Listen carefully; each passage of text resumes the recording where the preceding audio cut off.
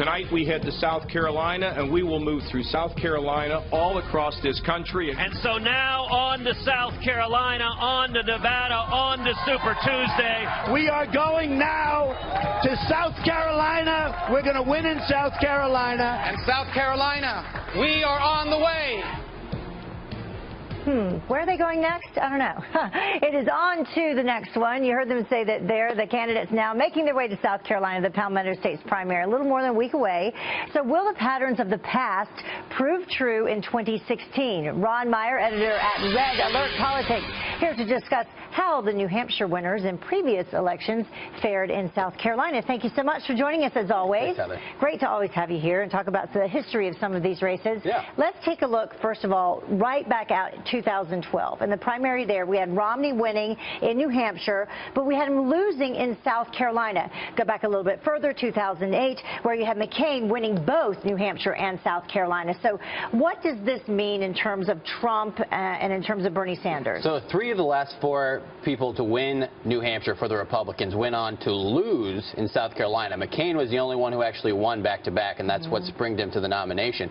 So really, you would say, well, isn't that bad for Trump that most of the time Republicans go on to lose the next state? But he actually, I think, if you look at the polling number, he's really quite far ahead. The only person that really has a chance to catch him there is Cruz. The way South Carolina works, it's winner take all by congressional district. And so maybe Cruz can pick off a couple congressional districts. Maybe Rubio can look at a couple. He's got some good endorsements there. But for a lot of candidates to go there and to waste money and then to get 0 delegates at the end of it, it might not be worth it. So people like, for instance, John Kasich, I don't know where he goes next. It's going to be a waste of time for him to go to South Carolina. So should he just jump past that and go straight to maybe Nevada? Go to Nevada, but then, you know, is Kasich really going to play in Nevada? That's why with both Jeb Bush and John Kasich, okay, great, you overperformed expectations, but now where are you going? Literally, where are you taking your plane to? I have no idea where those guys are going. And what does it mean in terms of the Democrats? So as far as Democrats go, I mean, Bernie has overwhelming momentum. I think he's going to have a huge fundraising boost from yesterday.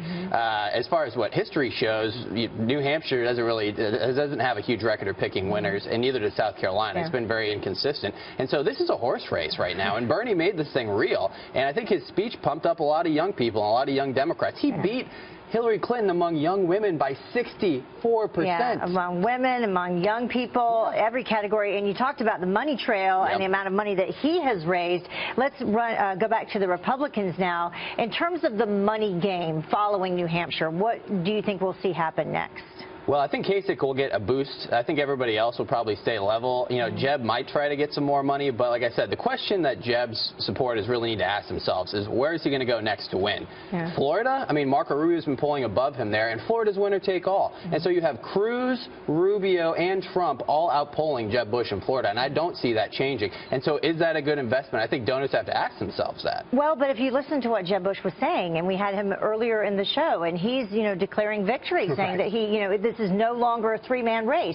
So will that help him in terms of fundraising? You got 5 candidates who think that they're in a good position to win. And this is why I do think that there are going to be quite a few candidates that have money, but the question is who has a path. There's really a lane for one establishment, middle of the road, mainstream conservative, and then for Cruz and Trump.